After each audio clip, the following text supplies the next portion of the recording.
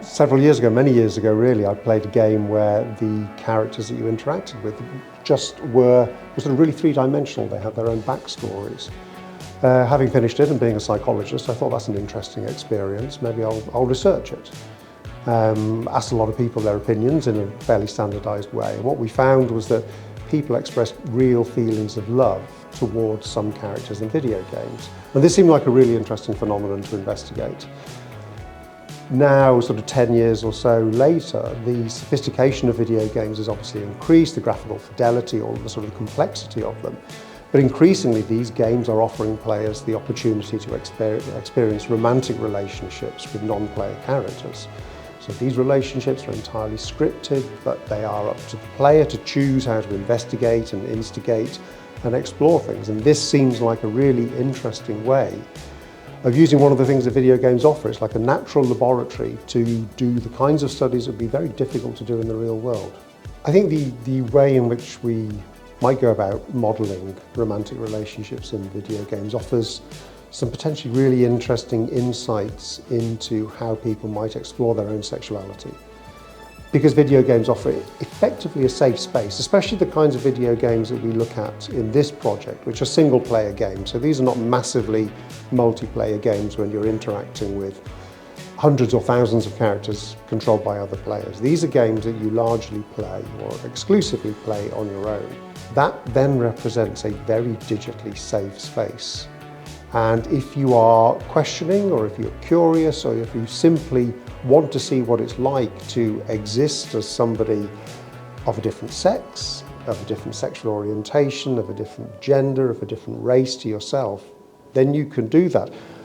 I'm a probably late middle-aged, white, middle-class heterosexual man. I don't know anything about prejudice, but games might offer me just a tiny insight, and it is only a tiny insight, but an insight into what it's like to play as a minority character. So I think the potential for education, not just within romance and sexuality, but across the entire board, is really powerful in these games.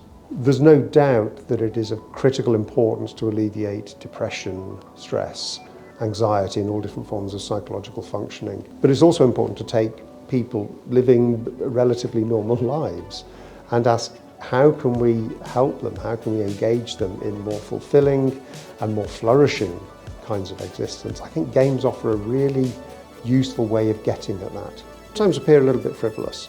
Sometimes people say, well, why are you interested in games? Isn't that just an idle pastime?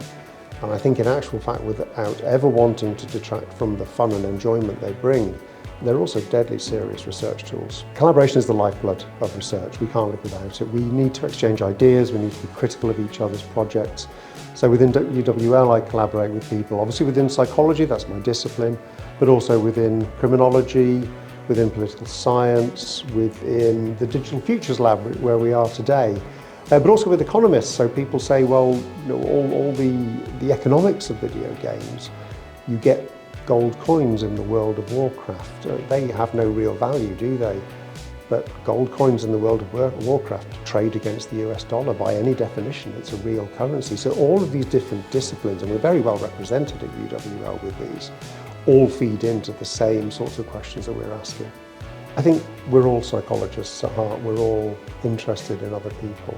But applying the particular techniques, the particular theoretical positions, to something that I think lots of people really enjoy, which is playing games. This intersection means that you can spend an awful lot of your time researching a topic that you really care about and you really enjoy doing. That's what I've been doing for the past 20 years, and it's great fun.